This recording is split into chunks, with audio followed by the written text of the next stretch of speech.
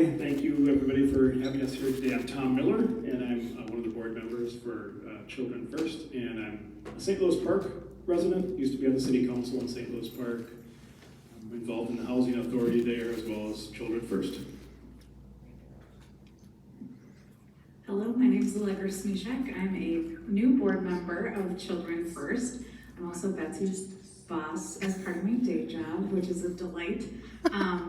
I live in Northfield, but work at Burbage, and I worked in the Hopkins School District for 15 years.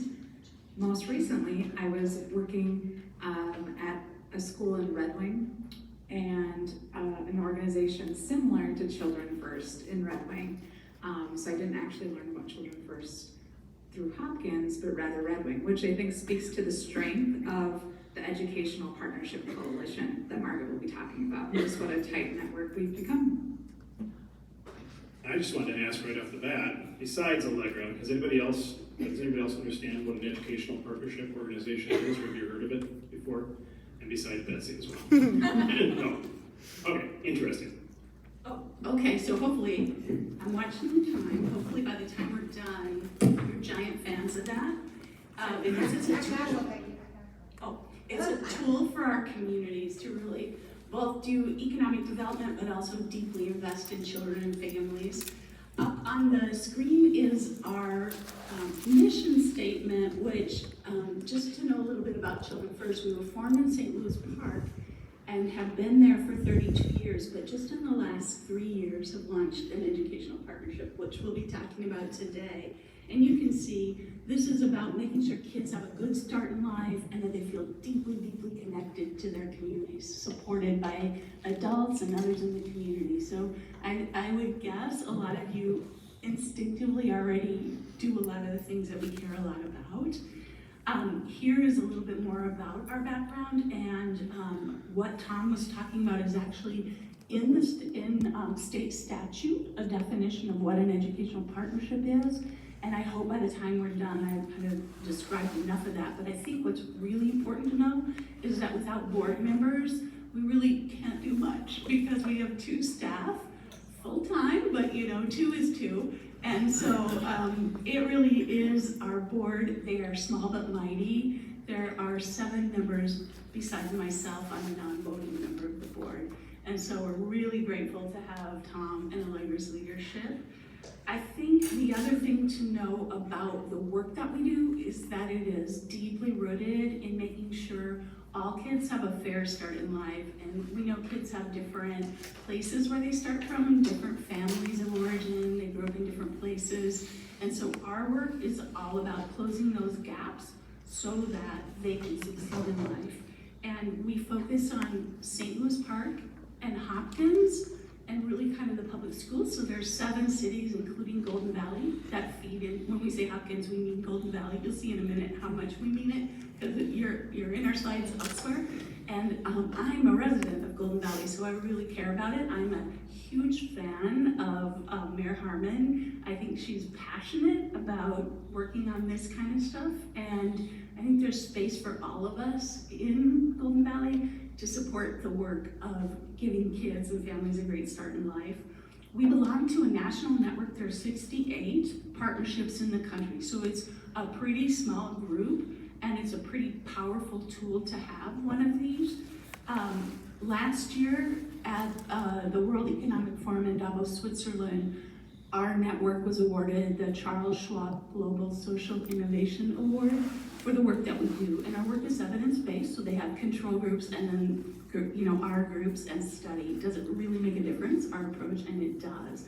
And so I think that is one of the things that makes me passionate about it.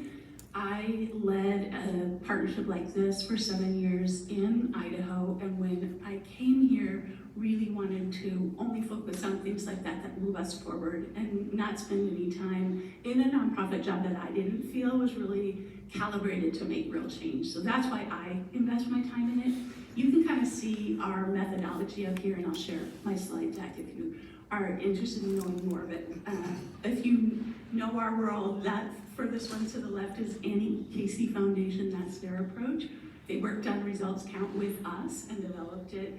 And then we do continuous improvement. If you're in the world that does Six Sigma or Lean or those things, we're like always checking. We do an iteration and then we come back together that next month, did our prediction turn out. So it's a very different, very intentional sort of networking as opposed to showing up and just sharing with each other, what are you doing this month? We're all working against data and we're holding ourselves accountable towards the same goals. And that's sort of the secret sauce, I think.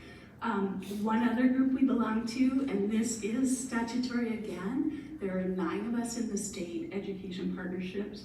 And if you know Northside Achievement Zone, NAS, if you know Generation Next, St. Paul Promise, these are our peers, and we rely so deeply on each other. And Allegra was at Rise Up Partnership. They've changed their name 3 times in the last year. So now currently known as Rise Up Partnership. This is the model that we're all thinking about. So we have 7 points along a child's life that we know if we move their outcomes to a better place, they're calibrated over a lifetime to give them better results. So you all know, I am sure, that 3rd grade reading, spring proficiency in reading at the end of 3rd grade is the #1 indicator of high school graduation, but you can't be hitting that mark if you haven't hit school readiness. So we scoop it up. We say prenatal to career. And one of the things that I think is most interesting about 3rd grade reading is that it is also used by many law enforcement officials to decide how many beds to have in prison. So it is very, very long-term research-based, and you have to do it all. You can't just focus on one, I think. So that's why I like our approach.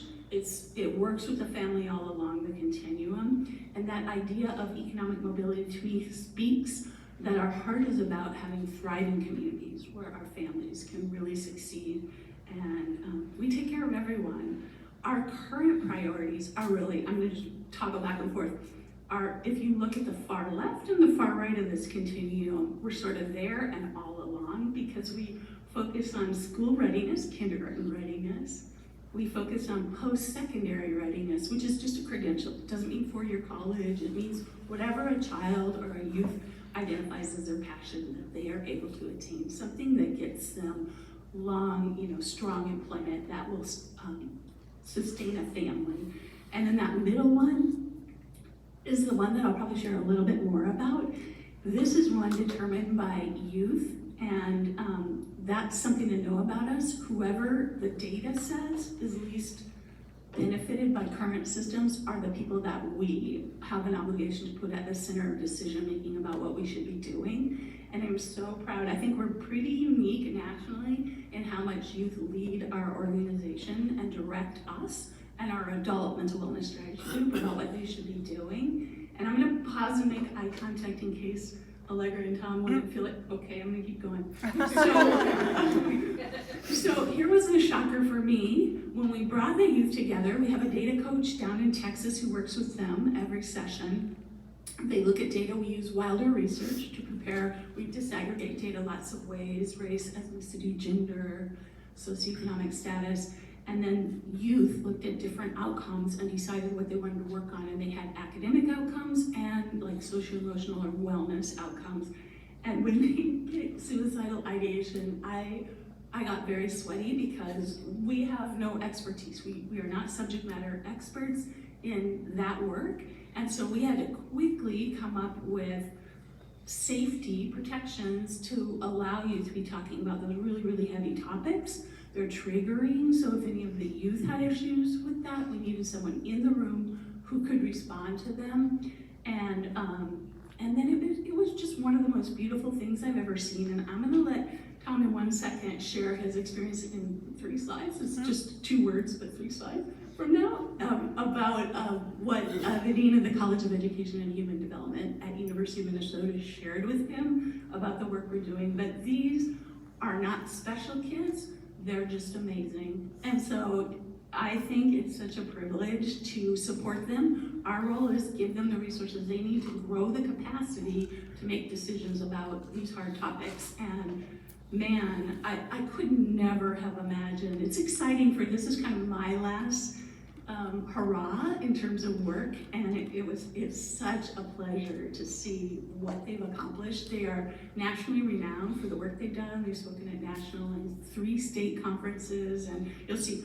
So this is them at the Capitol. They were asked to come and speak with legislators about the importance of data, and then this is them at U of M. They were asked to speak in the after session on youth mental health and present their work they're doing. And then at the end of, this is all this year, at the end of January, they did a co-keynote presentation with the Dean of the College of Education. And they also had an art competition, What Mental Wellness Means to Me. And I'm gonna let maybe Tom and Allegra talk a little about that experience. Yeah, so just to add on, one of the really great observances or the opportunities that I had with this group was that during this gala, the kids wanted us to call it the gala. So as Margaret said, they make the decisions. So it was a gala. And Dr. Michael Rodriguez, obviously a pretty sophisticated guy, right? I mean, the Dean of Human Development and Education at a Big 12 school. He's got a huge position. He's so caring for these kids. When he got up and spoke to them, he spoke, with them, not just at them, which was a central key point to what he feels is the right approach to youth leadership. But after he got done working with them, he sat back down at my table. I had the pleasure of him sharing the table with them, and he just looked at me and said, "Wow, these kids are unbelievable. Is this group going to stay together? Are they going to move on to the next thing?" And of course, I responded positively. But I thought for somebody who is at that level of sophistication, to make that human connection with those kids and to hold them in such regard was, obviously awesome for the kids, but awesome for our organization and for board members like us who dedicate so much time to this organization. As I mentioned, they're pretty new, but what I will say was one of the big reasons for me joining the board was this work that I had learned about through our network. Student leadership is just a really big passion of mine, and in groups I've led in the past, students have always said, so many opportunities we have to lead, we're put in this little box, or told we want youth voice on this project, and what they loved was when they really got to choose what the work was they were going to invest in. So I love that story of whoa, didn't see that coming, and okay, we'll figure out how to make that work. So I think it's so empowering. And Margaret's comments about looking for work that has real action reminds me of Rotary, and so does that network that you all were talking about internationally. So I just wanted to mention that. Yeah, I'm feeling that here too. It's probably a good moment to say, let's talk about sustaining that prison grant, because that is something we invest in, early childhood, and those literacy kits are things that we have done. And we do rock and read music kits. So there are a lot of connections there, I think. I'm gonna kind of keep an eye on the time and go forward, but if you have questions, I'm just gonna highlight about 4 or 5 quick projects this year, and then we'll be open to whatever you want to talk about. First, Wilder Research has been working with that team of youth to issue a white paper on the state of youth in St. Louis Park, and we'll be releasing that in the fall. In January, we had 115 community members come together. That QR code takes you to the executive summary, and it had a lot of the questions that we asked people to take home and have conversations with neighborhood groups, Rotary clubs, etc. about. We'll be doing that again, and we would love to welcome you to come to those conversations. This paper is about St. Louis Park, but the group we've opened now to Golden Valley, Hopkins, those communities right around us. And then we also, here's where Hopkins shows up. So we are really committed to doing the deep work with the data, doing a lot of work around what are things that will drive that data. And it's all very evidence-based, but then we need to be able to fund what comes out of that. And our youth have a number of recommendations that have a price tag. And so we entered into a relationship with Children's Funding Project, which did the fiscal map for the state of Minnesota. They're going to do, they rarely do municipal city maps, but they agreed to do St. Louis Park and Hopkins. And then when we were talking about it in January, Mayor Harlan said, and go now. So we added 6 months to our process, so we're gonna have to wait and a chunk of change to pay for it. But we think it's important because it will allow us to identify what resources are out there that we're leaving on the table that could come in and pay for the things that we all care about around kids and families, not just the things we're doing. And then I think one of the most important things is it has been a very changeable environment at the federal, state, local level in terms of funding things. So we can't look back anymore and say, here's a source we could go after. Those things are starting to not exist anymore. So this is even more critical that we look forward and we look at things that are emerging that we can use to fund the work that we do. Oops. And then finally, we are going to be working on a childcare study to inform us about where the pain points are. We can't attract investment. We know what our parents tell us. We know what employers tell us.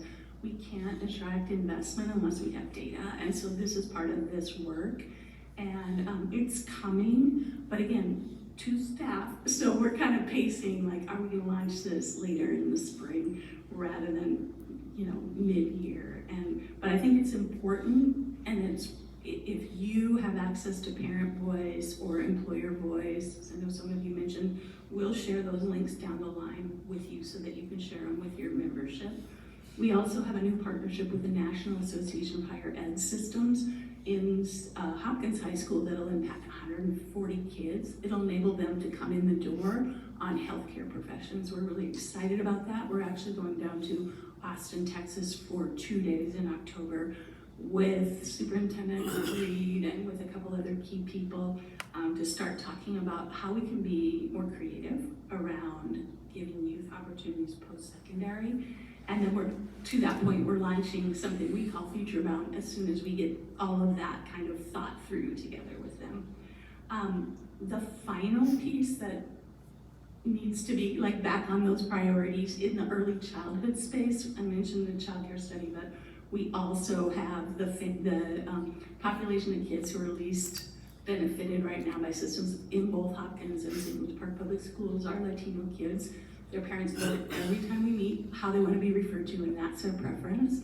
And so we do a lot of work with Latino parents and the kids to help them have the tools they need for school readiness. Little plug for next year, we do a week-long summer reading festival, and we would love to expand in Golden Valley, and there's by purpose, there's a city feel, and we could do something. We have a lot of games. We could partner up with Rotary if you're, in the mood. So something to think about. It's a really special way to get back to the community without a heavy lift. It's 2 to 5. You pick. Oh, I'm sorry. That's our ice cream social. It's any day that week, and we have up to I think we had 13 events this year, all sponsored by different orgs. This is the last slide, and this is kind of my thanks to our board members again. The QR code goes to our website, and I did not hand out flyers, but I'm going to do that now while Tom and Allegra take questions. I know. Smart of you. I know. And I'm also going to put on that back table, we're a brand new partnership, but I'm going to give an example of Generation Next, which is 10 years along, 11 now, so you can get an idea of what it can look like. Questions that was a lot of information, so. Well, thank you so much. So 2 staff and over 100 volunteers. Would love to hear a little bit about what volunteer projects or roles people can That take part exists out in. there, yeah. Well, go ahead. Could you use the microphone? Oh. Appreciate you, thank you. Margaret could probably do a better job of listing out all the various opportunities, but let me give you an example, which was the ice cream social that we just held in St. Louis Park. And we had volunteers scooping ice cream, so it was all provided to us by Sebastian Joes. And then those volunteers came in for a little shift, hour and a half shift to scoop ice cream. We had other volunteer organizations, other organizations that were there being represented by volunteers. We had a number of folks that were at the Children First table, just helping people understand what Children First is, helping them understand about our reading festival that we have. So our volunteer opportunities are sort of as small or as large, as you can imagine. Margaret does an incredible job sort of pulling together all those various opportunities and giving people huge opportunities or small opportunities, whatever it is that you'd like. We have somebody that's been working with us in our office now at a much higher level. She's been doing some volunteer work. She's been doing some independent contractor work with us as well. She's somebody that is, currently not employed and thinking about making changes in her life, but she's been an educator her whole life. And so she really wanted to do something in this world, in this space. And so she's been doing graphic design for us for a long time now. And then we've got her doing some additional things. So 2 staff, as you said, can't repeat it enough. 2 staff and, Margaret and an administrator. So that's as bare bones as it really gets. So one of the reasons that I wanted to jump into the organization was just that. Like, it's really special to have an educational partnership in your community. As you saw in the slides, not every community by far has one in the state of Minnesota, only 9 communities. So it's to have something that is legislatively appropriated, supported by a national network, and have seen results by the model that we use, that's a really special thing. That's why I wanted to jump into it, to continue to help it grow and nurture it along.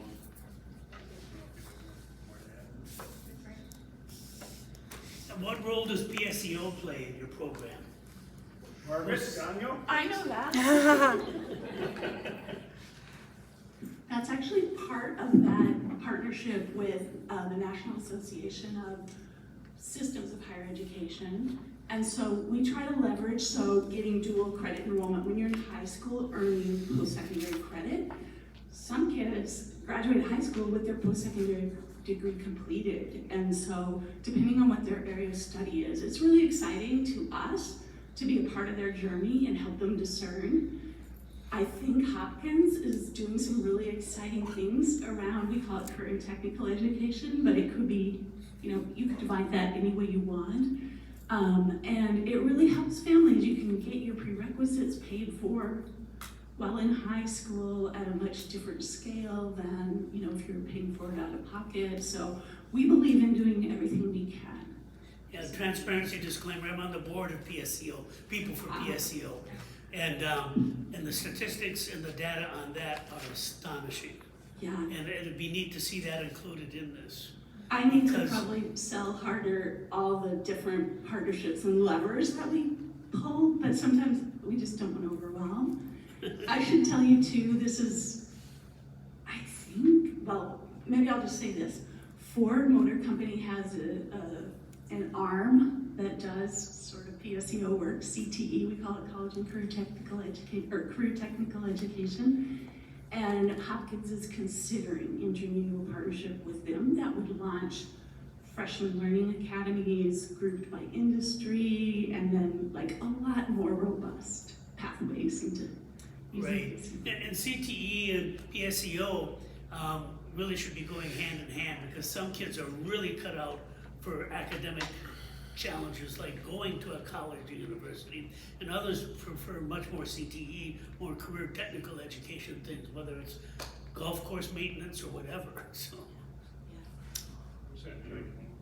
Just one last thing, because I've been getting out into the community and explaining what we are, and by now you might be you're better informed, but you might be a little bit confused. Here's the one concept that I think really helps, and Margaret has taught me, that really helps understand who we are. Think of us as a backbone organization. That's what we're referred to, the partnerships across the country. We're a backbone. So there's efforts like what you were just mentioning, there's reading festivals, there's mental wellness, there is just a whole host of things. There's almost nothing that we'll say no to. Our job is really to kind of pull everything together. So we pull the funders together, we get the data, we get the interest groups, so to speak, or the leadership. We pull all that together, and so we think of it as a backbone, a cradle to career backbone organization. That's my really crude way. I think Allegra probably can do a better job. So when I first went to Red Wing, I went there as an assistant superintendent for the Red Wing School District, and then Rise Up, the backbone organization, nonprofit for Red Wing, created a position with an intermediate district, which is kind of like a special education district. They co-founded the position, and my job was to work with the whole county, municipal government, state government, as like supports schools and nonprofits to align our priorities, align funding opportunities, work on grants, which was like kind of a Herculean task, but we really had a lot of success in aligning the county players so that we could move faster and farther together.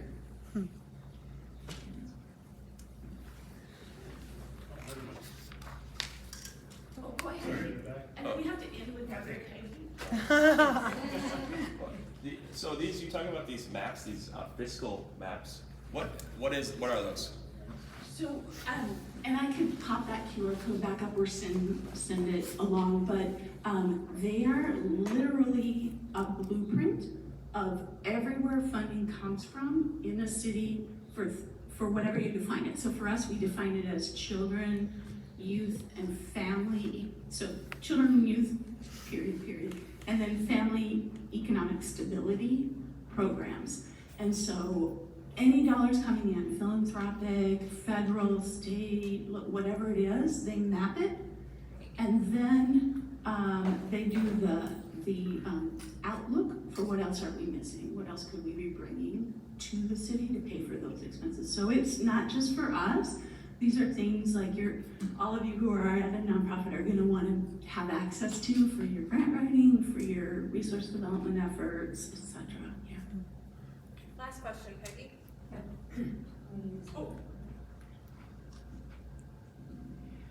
What do you do to help when you find that a family is highly dysfunctional in the early years of a child's life?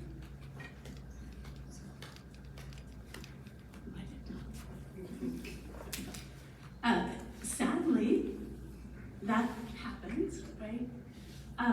I think the best thing we can do is have deep relationships with organizations in the community, and I mean any kind, faith groups, neighborhood associations, government, nonprofits, and then as we learn about that, we're not the appropriate connect for direct service, but we make sure that happens, that communication happens, and that they're in contact. So we, especially with Latino families who are working with really closely around early childhood issues, one thing we see, I'm not even gonna go into how complex that is, inviting people into a public space who might be undocumented, all those issues right now add a layer of complexity that we have to be very thoughtful about. But just one slight example, some of our kids show up with some really significantly advanced teeth decay that can truly affect their whole systems. And that's not something we do at all, and we don't really have children's dental service in the mix when we're working with the families, but that's kind of our role, is to connect them. In Hopkins, I'm really excited. They have community navigators, they have Spanish speaking, Somali speaking, and then they speak English as well.